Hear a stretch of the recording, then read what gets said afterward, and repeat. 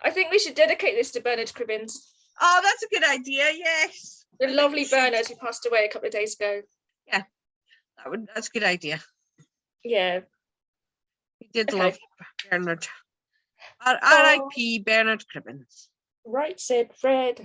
Yeah, have a cup of tea now. I also enjoy, there he was, digging his soul in the ground, so deep, so right it was, and there was I. It was a clip on, I don't know who posted it, from Never Mind the Buzzcocks, and David Tennant was hosting it, and he says, did you retweet it? It might have been you that retweeted it, actually. Yeah, it was me. Yeah. And he just says, Kylie's bra sold on eBay for £4,000, and he just quickly went, do you want to see it? And I'm like, genius.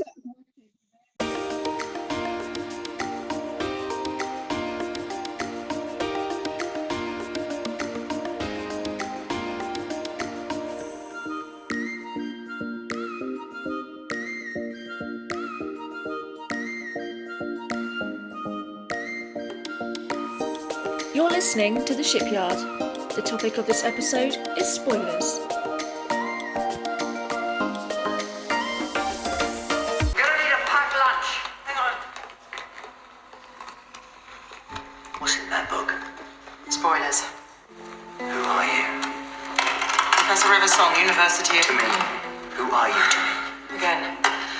Spoilers. Chicken and a bit of salad. Knock yourself out. Hello and welcome to The Shipyard. This is a out of sequence special we're doing today, which has a focus on spoilers, a very controversial topic, something which companies pay a lot of money for to avoid, and something with which a lot of fans put a lot of effort into finding. Somebody like Tom Holland got in terrible trouble because he has accidentally revealed spoilers for Marvel Universe things, and in fact, a lot of the Marvel Universe actors have got into trouble for leaking spoilers. Yeah, there's been one or two. It's something that big issue in online fandom, and obviously in the press as well, because the press always wants to leak spoilers. And the question is, should you read them or shouldn't you? Do they have some worth? Can they be good?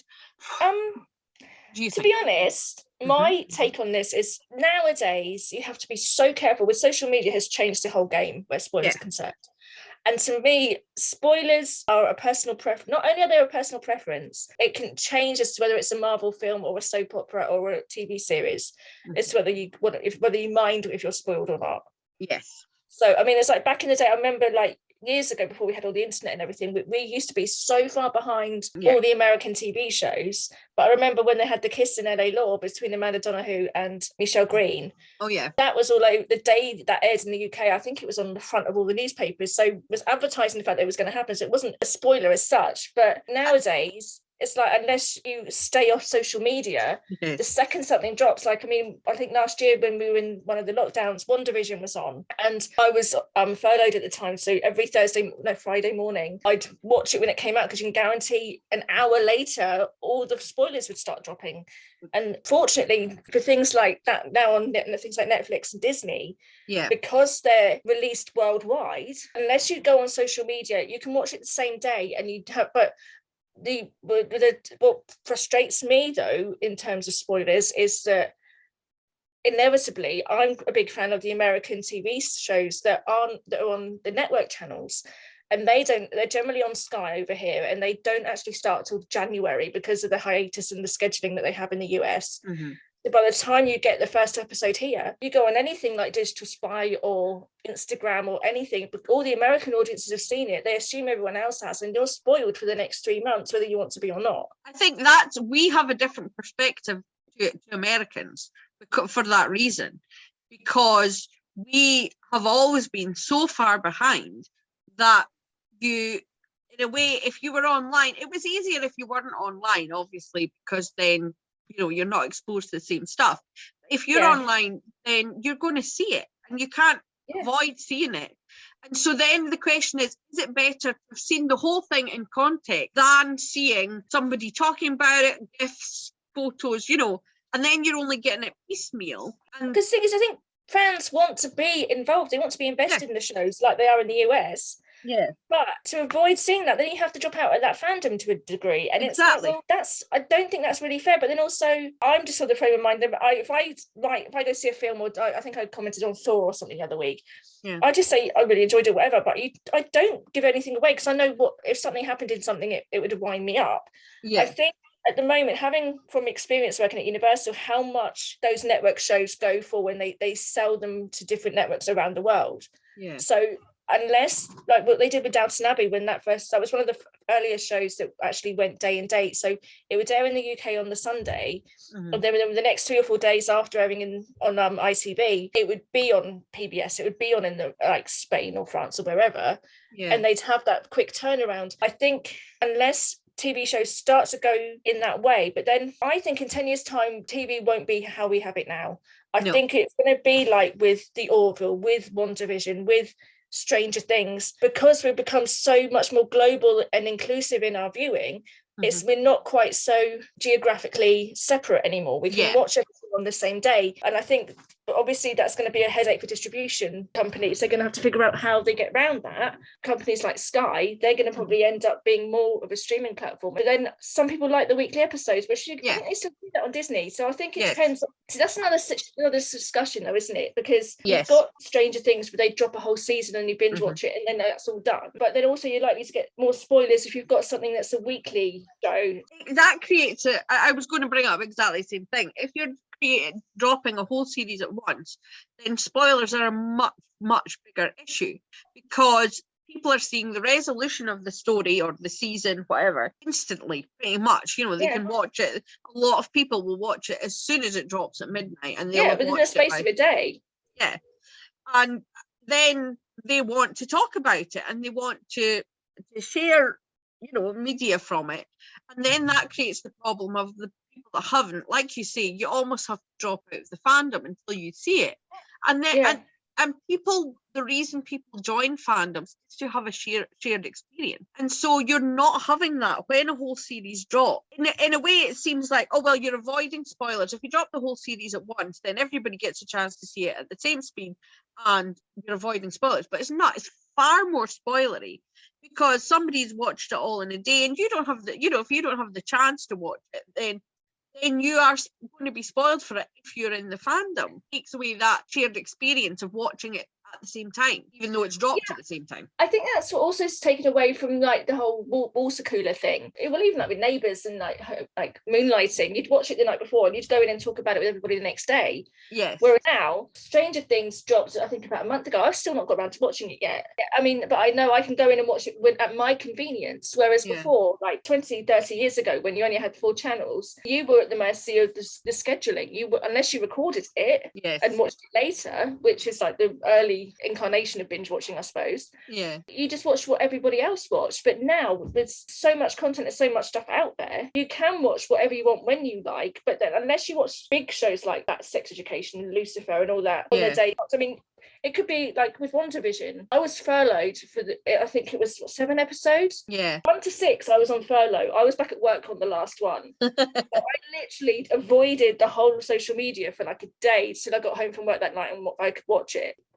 Back in the day when I used to watch X-Files, I did used to go online and look at the scripts that somebody would post somewhere, and I did get spoiled. And then I remember the day after the episode that Scully revealed she was pregnant, was on the phone to somebody in the United States. They were playing the clip down the phone to me. So I mean, I'm not adverse to being spoiled, but I like the oh my god moment. I think recently, I think Doctor Who recently, when John Barrowman came back in the episode with Bradley Walsh, and it's like what, and I like that element of surprise. So I think in a way, I think I would have liked, and I can understand logistically there's no way they could have not revealed that David Tennant was going to come back for Doctor Who because of all the having to film in a public area. So somebody would have leaked it, whether it was a member of the public, because social media now, with everyone not got phones on their cameras on their phones, they can. It was never going to stay silent, but I don't doubt for a second that Russell T Davies has got other surprises up his sleeve. Oh yes. I also remember in the I can't remember what the episode title was called, but it was the one with Sarah Lancashire and when, Catherine Tate goes looking for the doctor with the little fat, really cute fat aliens. Yes. I can't remember. The When they had the adipose or something they were called, the adipose. Adipose. Yeah. And I remembered, like, I think Jonathan Ross said he'd been to a screening of it, and even at that screening, they had the very end scene was cut, so it wasn't spoiled until the day of transmission, and that was the scene where Donna tells Rose where her keys are, and Rose suddenly appears at the end of the episode. Yeah. So that wasn't spoiled for the. I mean, and it's like, again, it's, I think, like with screenings as well. I mean, fans that go to those screenings, you have to give them credit. I mean, you know yourself, having gone to the finale of Car Share. Yes. And it's like with recently there was the creator of Derry Girls were praising the fans that went to the screening of the finale of that none of the spoilers or nothing was leaked. Yes. Before it went to transmission, nothing was spoiled as far as I could tell, or nothing, they found nothing online that ruined it for people. So I think fans have a much greater appreciation of not spoiling it for other fans because they know what it's like. But it's a big thing to not do that, because you know if you spoil it, you get big kudos in fandom. It's a currency in fandom if you have spoilers, and you know you're going to become super popular. So I mean, obviously you're not going to become popular with the creators, but you will be, you know, you'll get a lot of attention. So a lot of do use it as in that sense. So to not do it really shows regard for the show and the people behind it. It goes the way though, because when I was living in America, I was part of the. This is really sad.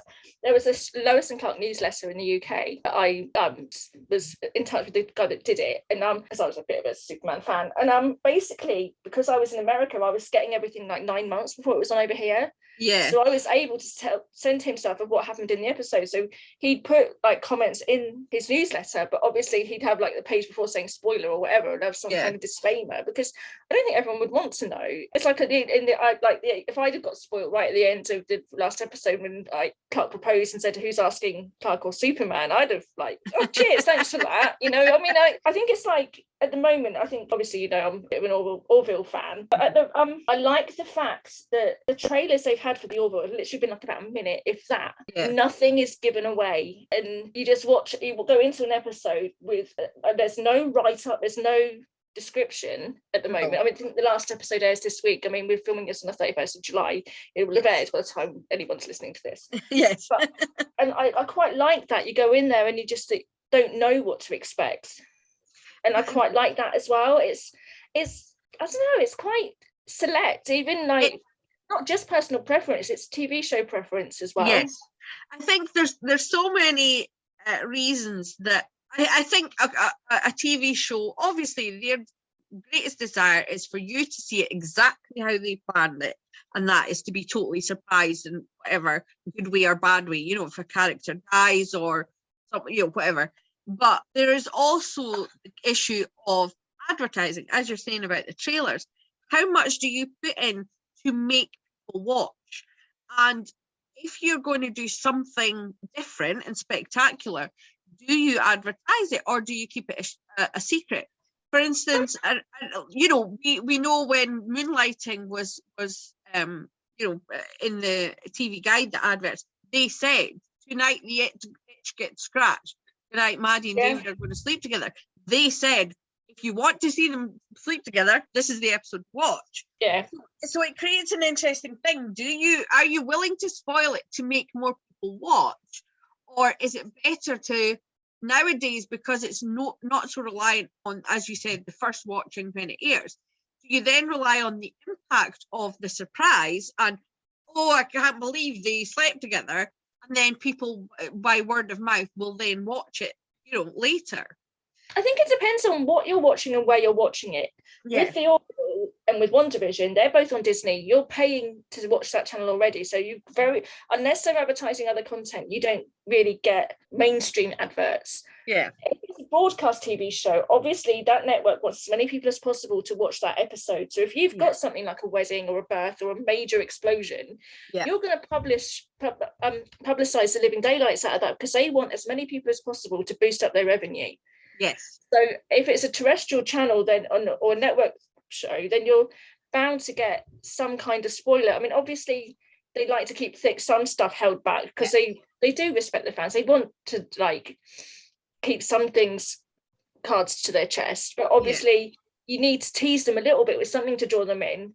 But again, I think it's like with the terrestrial shows, because they're once a week and because, again, they're aired over there, I knew like that Tim and Lucy were going to kiss in that final episode, like literally within hours of it airing. But then on the flip side of that, you think, okay, you saw that clip, but I didn't know the story around it. So when it actually, that final episode aired, I knew that was going to happen, but I didn't know really much else what was going to happen. I didn't know the storyline. I didn't know how that came about. So it's like when you go into, in some respects, it's like when you go in to see a Will They Won't They, like Notting Hill. Yeah. You know they're going to get together at the end, but you still go through that journey. Sometimes spoilers can be annoying, but you'd still go and watch it anyway. Yeah. You'd rather not be spoiled, but if you are, then it's like, well, I know now, can't take it back. Oh, Yes. I do think that sometimes spoilers can be an aid. Something we haven't talked about, but before is that it can be an aid if you're someone who is triggered by something, whether it's blood or a particular kind of injury or a particular kind of violence, that will trigger you. If you're watching SVU or whatever and they say at the start, this episode is going to include references to such and such, or even if a more detailed thing, like, if this, like, for instance, like I have the fear of vomiting. So, if they might say, by the way, there's vomit in this, somebody vomits in this, although to be fair, I'm fine watching it on TV, but just as an example, it can help people. And some people with anxiety and stuff don't want surprise at all, because surprise is upsetting, anxiety inducing.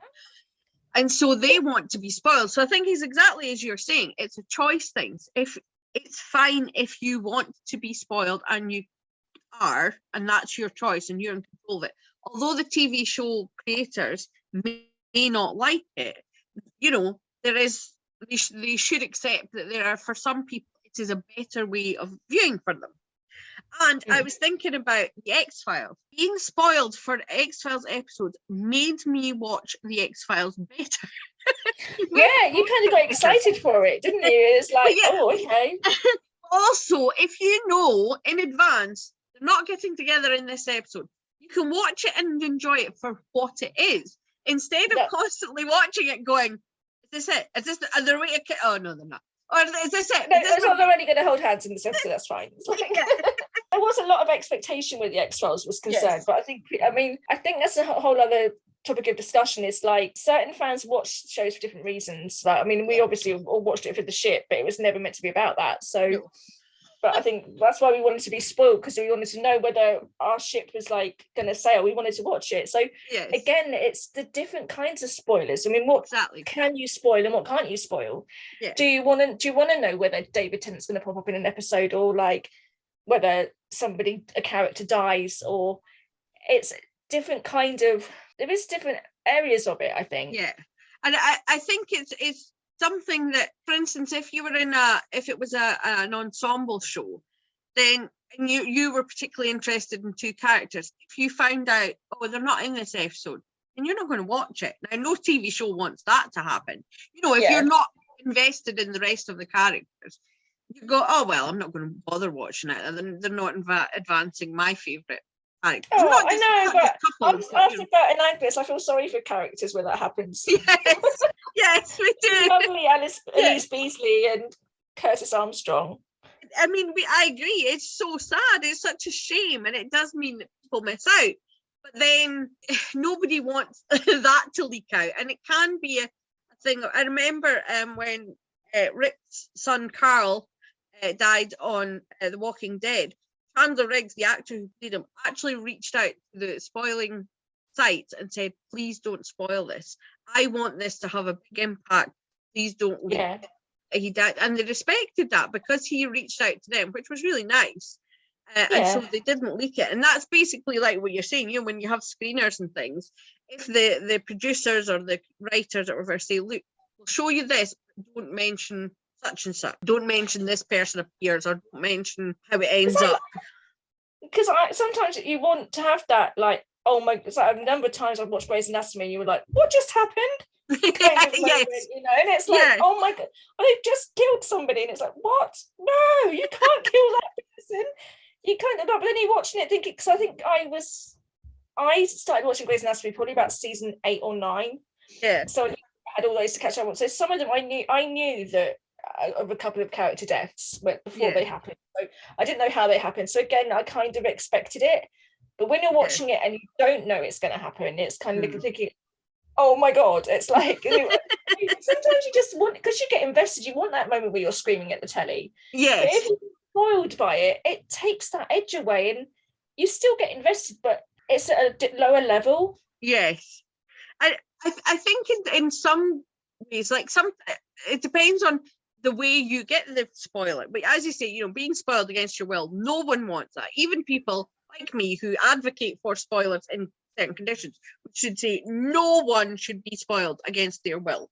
There are some people who do that, who will go under a photograph on Instagram or whatever and deliberately say, oh, they die or whatever. You're just like, okay, so I'm going to give away a spoiler for you're up to date except for the last episode of the Orville, aren't you? Yes. Right, so the week before, the one you've seen, again, if you haven't seen it, you're going to get spoiled. There's a scene where Dolly Parton appears to the Mocklin female leader, I've forgotten her name. Yes, it's Marine or something like that. that. I went online after I watched it, and then somebody just tweeted, I've just got spoiled that Dolly Parton's in this episode, but as it was Dolly Parton that spoiled it, I'll let her off because she's Dolly Parton. So apparently Dolly Parton posted on Twitter that she was in the Orville and spoiled it for quite a few fans. So I think sometimes people can be forgiven depending on who they are. Yes.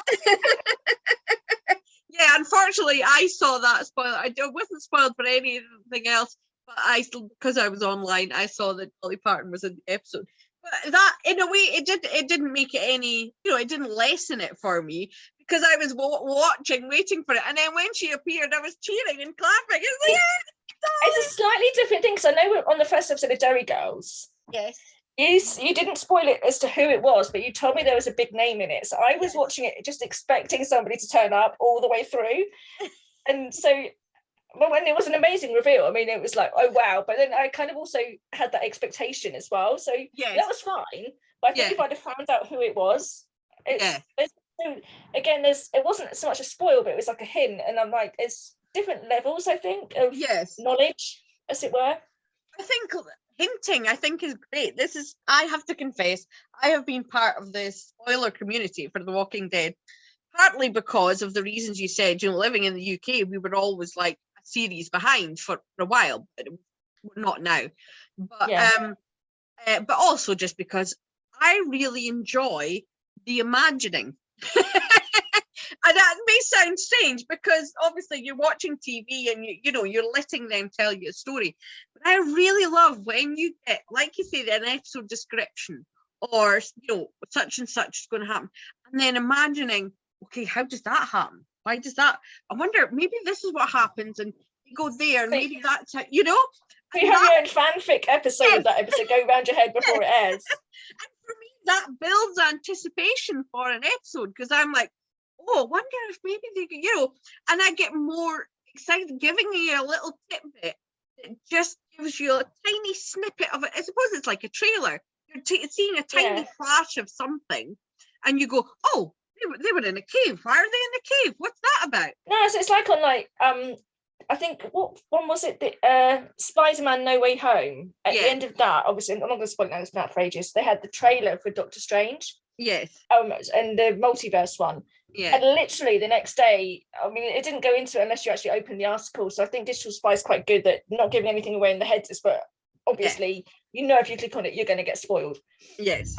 Basically, but they literally analyze every single frame, thinking, oh, could this mean this and could this mean that? And well, you could potentially be spoiling it for somebody if it is that. But even like the odd glimpse, oh my God, this character appeared right at the very end, and it's like the whole again. I know this is about television, but again, just going back to Marvel for a minute, the whole thing with Spider-Man, they had Tobey Maguire and Andrew Garfield. Literally, they were just telling nobody that they were in it, and they were going in and not undercover, but in disguise or hidden in a boot of a car or whatever. And it's people go to extreme lengths to not get spoiled. I think it's like when Darcy was in WandaVision. Yeah, they did the same thing because they didn't want that spoiled. The Marvel go to so many lengths because they respect the fans. Fans like to be surprised. They like to have You want to go watch a film, you don't want to know everything before you go, otherwise why would you go? It's a perpetual war between the creatives and the fans of how much they release and how much the fans try to find out, because whenever there's filming of, Marvel especially, but any film, if it's filming in public, people will take photos and try to piece together information from that, and you're trying to hide what people. Sorry, the word banjo gate just came to mind. Sorry, carry on. No, you're quite right. That's exactly right. Interesting point, actually. I never thought about that in terms of spoilers, because the whole point was Peter Kay created Starshare with this intent to have a false ending. And I'm saying this for anybody listening who doesn't know this, he did not write the finale in response to fan outcry. It was always created to be that.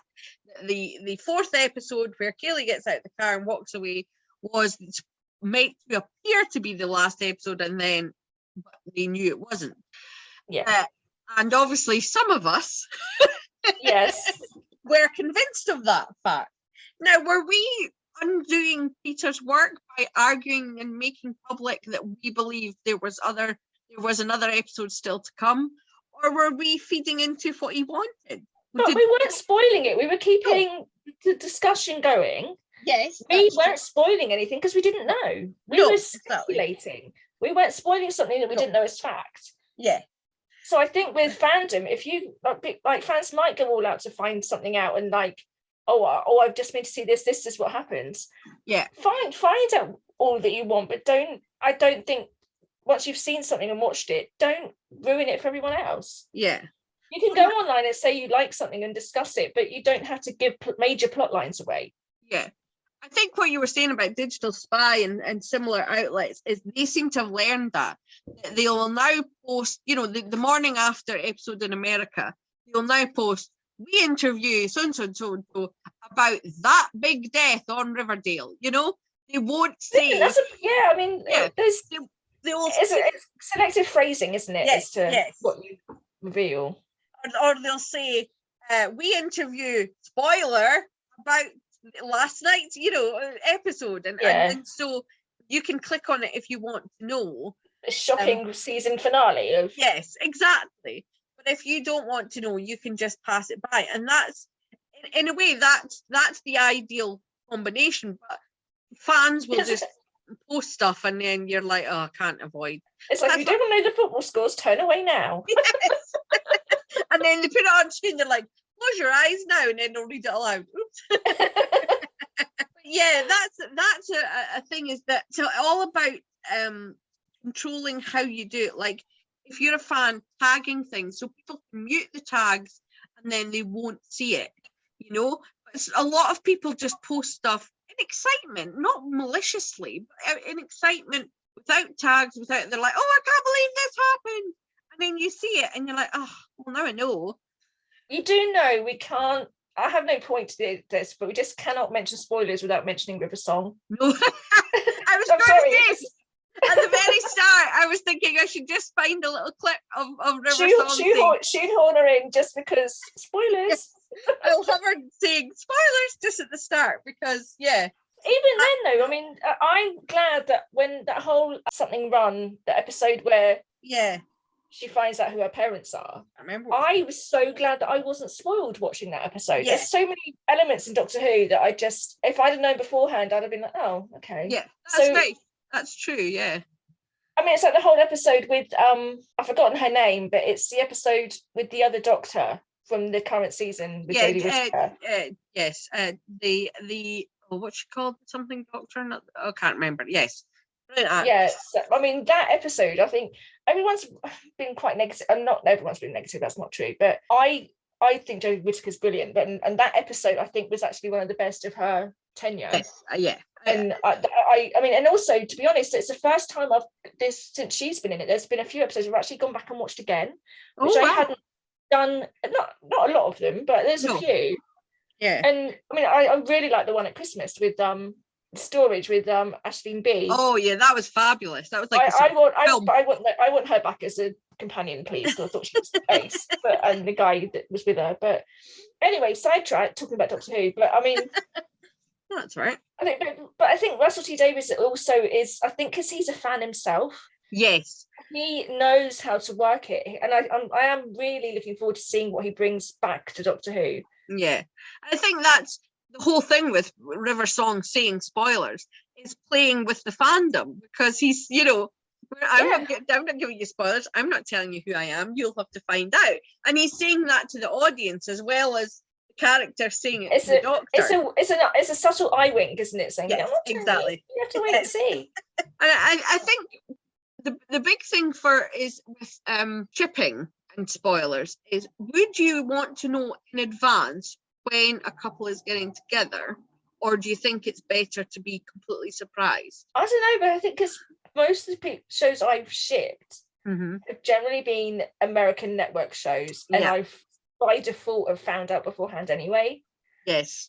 If I were shipping a couple and then they got, I would like, I think I'd like to be surprised, but I think because of the shows that I watch at the moment, I think even with Chicago Fire, I knew that when Brett and Casey, we don't know what that turned out to be. He left after 3 episodes after they got together. It was like, really? You toy with us for that long and then you leave. But anyway, spoilers. And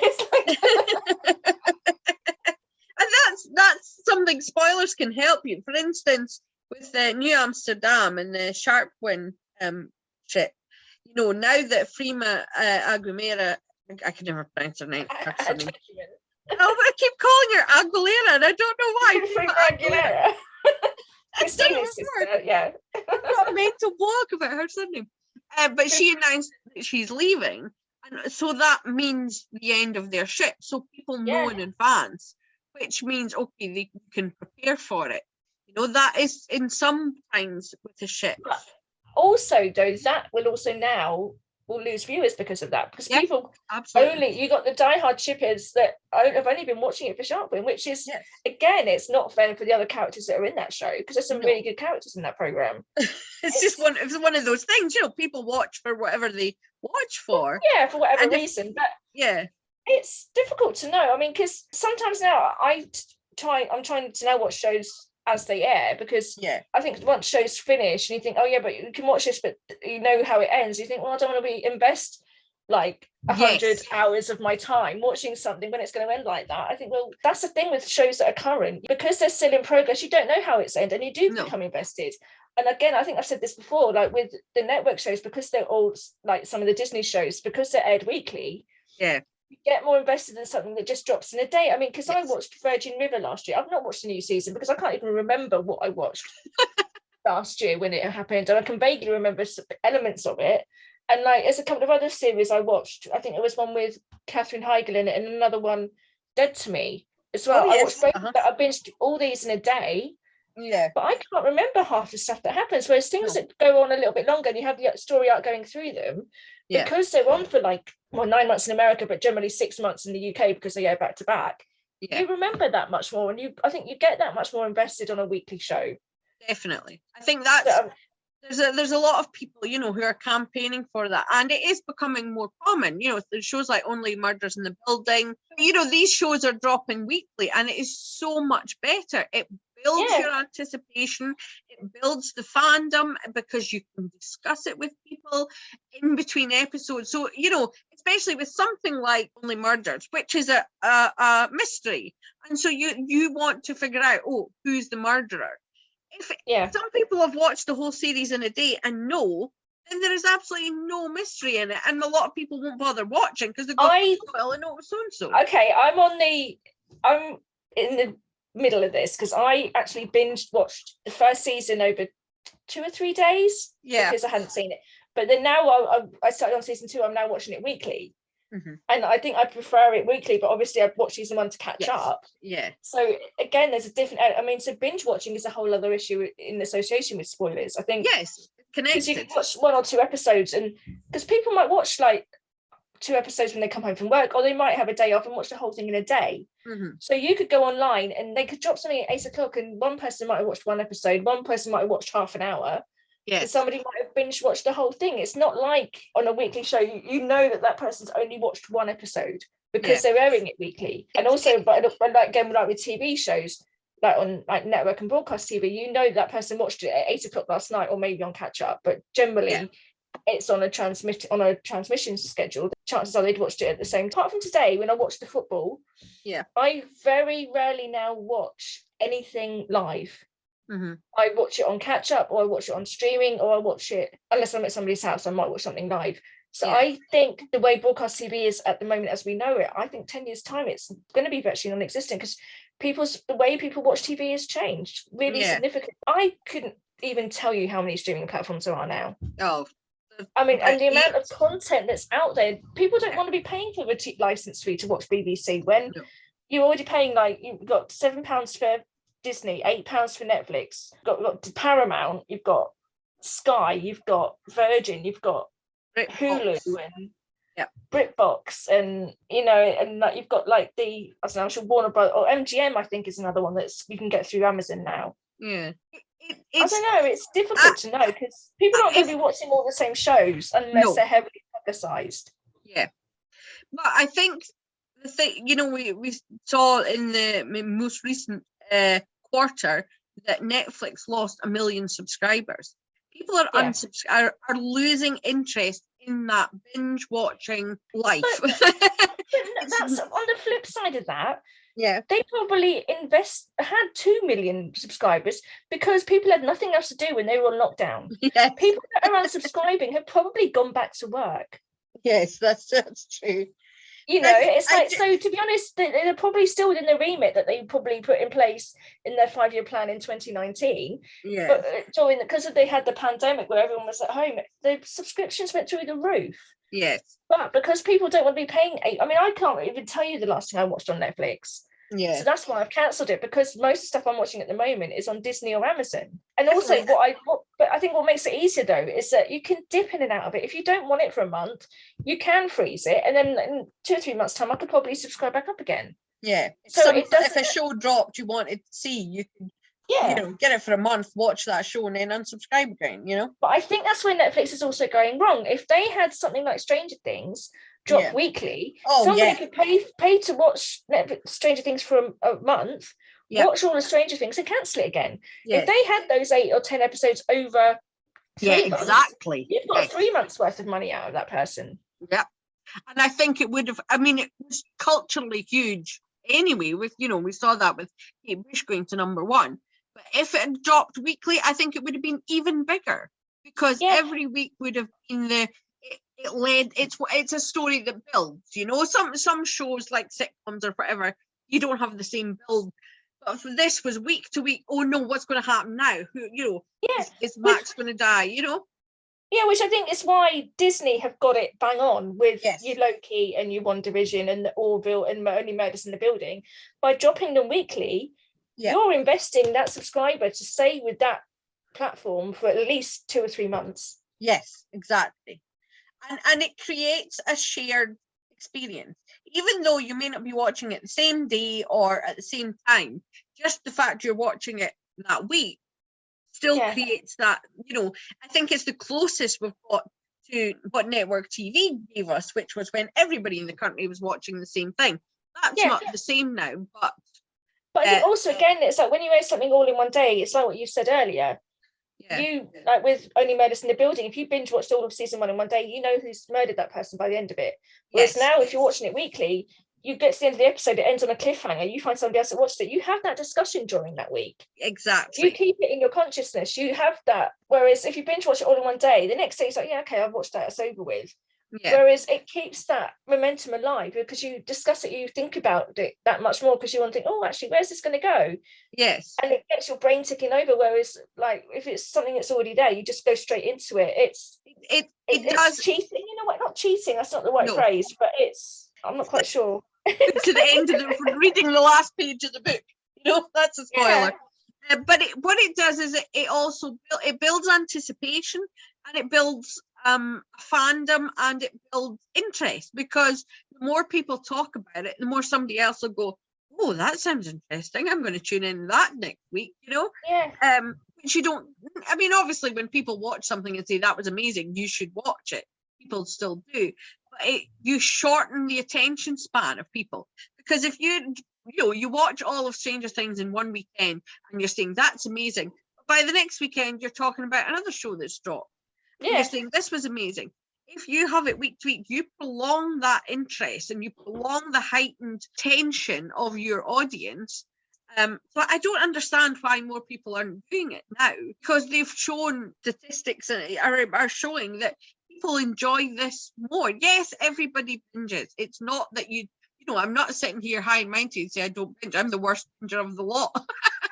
I watch I watched that both season 1 and 2 in one sitting. What you can do now though is, if you don't want to watch it all in one go and you don't want to be spoiled, just wait until the season finishes and watch it all in one go. Yes, exactly. You have the option, or if you miss a couple of weeks, you can watch them back to back. Whereas before, back in the 1980s, unless you video recorded something, if you missed an episode, you missed it.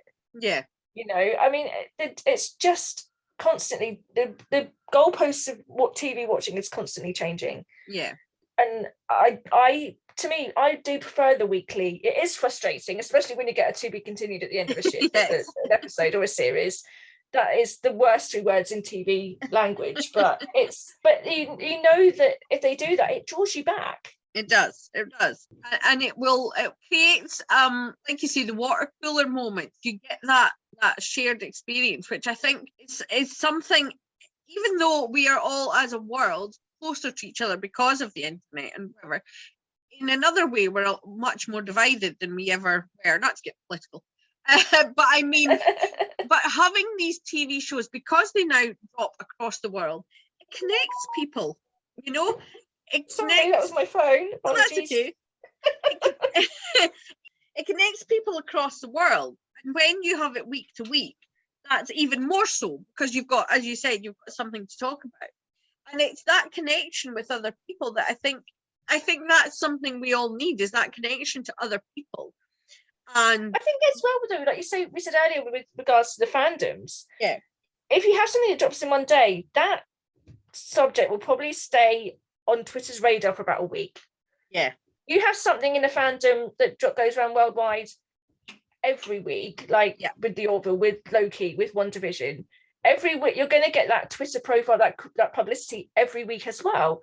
So that show is going to be elevated. So I think there's something about dropping a show weekly that I think is preferable and makes more sense than dropping but then you say that, Stranger Things kind of went a bit weird, didn't they? They dropped 8 episodes and dropped the last 2, which I didn't quite understand. Yeah, but I mean, it worked, because it was like a sort of mini finale in the middle, and then the proper finale. But I think if you're watching it week on week as well, what it does is it allows you to appreciate the smaller moments, because if you, for instance, Joyce and Hopper, no spoilers, got together in the last episode, and so that's all the gifts, all the art, whatever is about them kissing and whatever. But if you do it week to week, then you have the focus on the smaller moments on the lead up. Thinking about ships, you have a chance to, look at the way they looked at each other, and people will talk about that for a week, and then the next week, they touched hands there, but nothing else happened. It allows you to really enjoy the build up, which we as shippers, it's what we love, because if they get together too quickly, we don't. It's like what you said earlier. It's all about the anticipation, isn't it? Yes, exactly. Yes, and I think in ships that's so important, that you have each little moment and each little step towards something, and if they, and in a way that's connected, similar to the spoiler thing of knowing a bit and know, if a couple get together out of the blue, it's a bit like what happened there? What you were saying before. You're just like okay. So in a way, you want this spoiler of, look, here's the little hints that this couple are at some point going to get together. But that's what it's dropping, the little breadcrumbs along the way.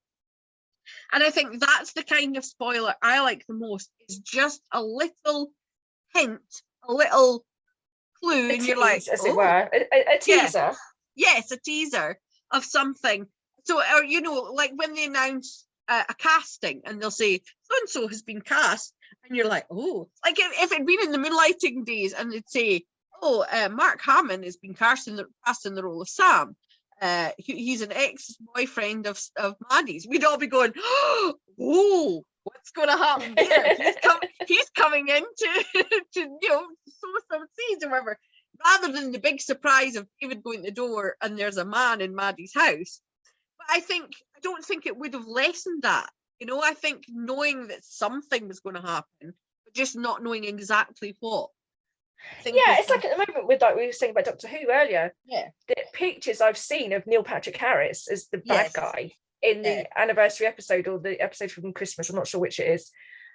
That looks like, okay, I really want to see that now. It's like, it's Neil Patrick Harris, and the costume was like, okay, I'm intrigued to see what you're going to do. It's like, yeah, exactly. I think there is a world of difference between nothing and everything in the world of spoiler, and I think there is a grey area in the middle which is good for the show as well as good for the fan, where it invites you to want to see it. It teases you enough that you're interested to start speculating, and then that creates hype. If you're, you know, talking about it online and you're like, hey, have you seen this? I wonder what that means. Yo, what's his character going to be like? I think it's this. Oh, well, maybe. And I mean, Doctor Who fans are the absolute best at that. You know, they'll say, oh, this, if you look at that poster in the background, you can tell they're in 1972. And this, you know what I mean? They can do so much. I think it's like what we said. It's personal preference. Yes. It depends on the content, but also I think we're getting to a point now when you're a fan of something, you know what to avoid. Yes. And you also know when to cut your losses, because you know no matter how much you try, you're not going to be able to avoid it. Because I know that I can't stay. I mean, 9 times out of 10, I can't miss spoilers for The Rookie or Grey's Anatomy or Chicago Fire within the 6 months that it's not on in the UK. However, on days like when the Orville or One Division or whatever dropped, I knew that if I wanted to watch that episode that day without being spoiled, that I just didn't go on Twitter for the day. Yes. You know, and it's, you just know that if you don't want to be spoiled, then just, you know what your boundaries are, or know where to look and where to avoid. Yeah. So you can have some control over what you, if you want to be spoiled, fine, go all out, do what you want to do. But again, that's up to you.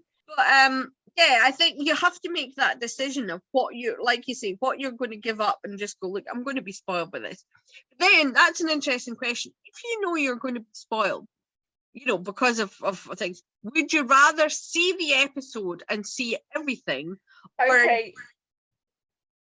The episode I mentioned earlier about The Rookie with Lucy and Tim, I didn't go out looking for the episode. However, I did go, and I also did the same for Private Eyes. Oh yes. In the last episode, because it got cancelled, and it was like, okay, so there's a scene where they kiss in the very last scene, and I thought that was somebody put that up on YouTube, and I thought, oh, I'm just gonna have a look.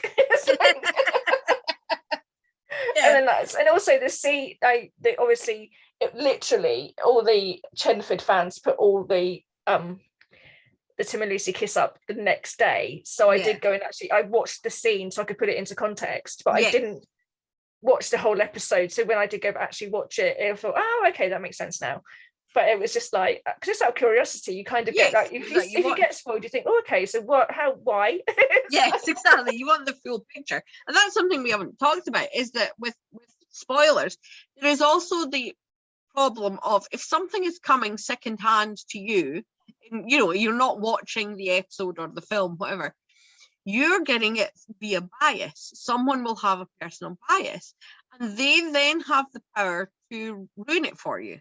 You know, like a film reviewer. You know, a film reviewer can watch a film and say, oh, it's absolutely awful, they were terrible in it, and that puts people off doing it. It's the same with spoilers. If someone says, oh yeah, well, I've seen this screening of this or whatever, and they said, oh, they had a reunion, but it was really disappointing, and I think it's quite clear they're not getting together, and that's that.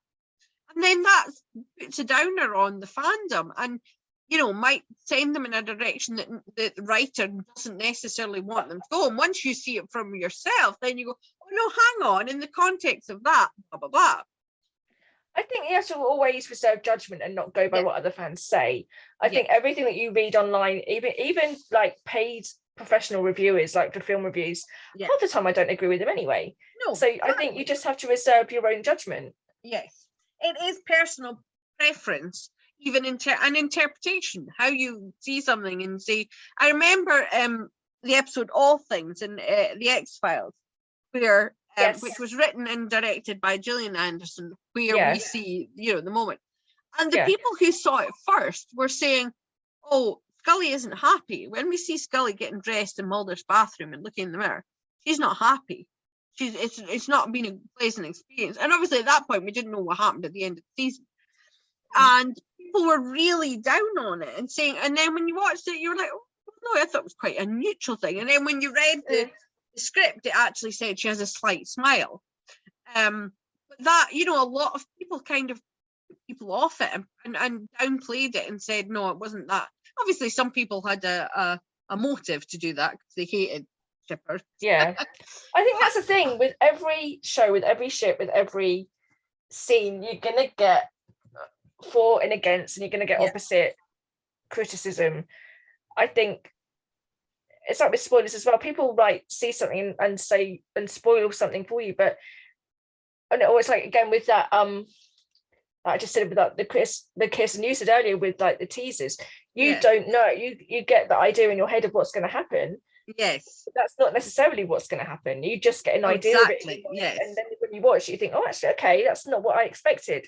Exactly. So I think until you've actually watched something yourself, that people should just reserve judgment, and if you have seen it, let other people make their own mind up. Yes. It's like that's I think we've covered everything on the subject of spoilers, and we've not reached any conclusions except that it's up to you to make your own mind up, and that means there's no rules. I think with spoilers, except for don't spoil it for other people. Exactly, don't deliberately spoil it for other people. If you enjoy spoilers, and I do, as I say, for me, spoilers created a longer time to enjoy a show. So while a show is filming and you hear, oh, they filmed at this location today, that really created months of enjoyment when it wasn't on air, where you could speculate, oh, I wonder why they're there, and then that's what's been happening with Doctor Who, is everybody's been talking about it, and that has created extra hype. So, for me, that part is good, but if you're spoiling it for somebody and ruining the impact that the writers and producers and the actors put into something, then that's no fun. No, that's not fair on anybody, is it? No. And can I just add a disclaimer? When I said also we shouldn't be spoiling stuff for anybody, the stuff that when we give stories and plot lines away, we're talking about stuff that was already aired and has been out on air for at least a month. So we kind of think by the time this stuff goes to air, or people, if anyone even listens to us, we've got our one listener. We have one listener. We do got one listener. It's that we think enough time has passed that we can actually talk about things like moonlighting and Ashes to Ashes without people giving any plot away. Yes. So yeah, I don't think we've going by the assumption that people have watched it, and if they haven't, then we're sorry, but where have you been hiding? I mean, it's the same with all our episodes that we do, because we often talk about the denouement of our couple, and so if you're listening to us to go, oh, I've seen a little bit about the Maddie and David, but I don't know what happened, we will tell you. So this show is for people who have already watched the show. If you don't know what's going on with Maddie and David, where have you been hiding? You clearly haven't watched or listened to any of our other podcasts. No, and if so, go and watch Moonlighting, and also go and watch our interview with the lovely Scott Ryan. Yes, and his oral history of Moonlighting, which is a must read for anybody who has seen Moonlighting, or frankly just wants to know about how TV was made in the 80s, because it's fascinating. Who has the power? Where the power lies. Yeah, and it basically just interviewed, with the exception of Bruce Willis, everybody from cast and crew and writers and guest stars are interviewed in this book. And if you're listening to this on the off chance, and you have written a book about a television show with the ships, we would love to have you on there and talk to you and interview you and discuss it, because guaranteed we will have to buy your book. Yeah, or not just that. I mean, it's even if you've written an essay on it or any discussion, or if we just like we've got a ship that you particularly like, then we'll chat to you. But if you have a podcast about a show with a ship, you know, and would like to do a little sort of cross pollination is what I was going to say. Yeah, there's one in particular that I think we were going to approach, which I think we won't say anymore, but we'll definitely contact them and see if they want to come on for a chat. Yes. So hopefully that's something else for the future in the plans, and you can always catch up on our A to Z of shipping, where we go through various shows, A to Z, funnily enough. Which and also can I just apologise for the lack of A to Z at the moment. We've only literally got as far as D. We've got as far as D, and that's taken us literally 8 months to do. And I apologise. That's mostly me, because I have had COVID, and then I have like been changing jobs, and then I've been doing a master's degree. So that's where we've been hiding quite a lot. But we are hopefully going to try and come back in pilot season. Yeah. You can always catch us on Twitter and Instagram and Facebook at the Shipyard UST, and on YouTube's and Spotify and all other and our website. TV Shipyard. tvshipyard.com. See, I do know what it is. I just told you. Would I have known it if you hadn't? Maybe. Making no promises. We'll never know. It's one of my many mental blocks. You can check us out, listen to everything else we've dropped, go on the website and read some of our essays, or just look at shows you might be interested to watch that have ships that we think are recommendation worthy.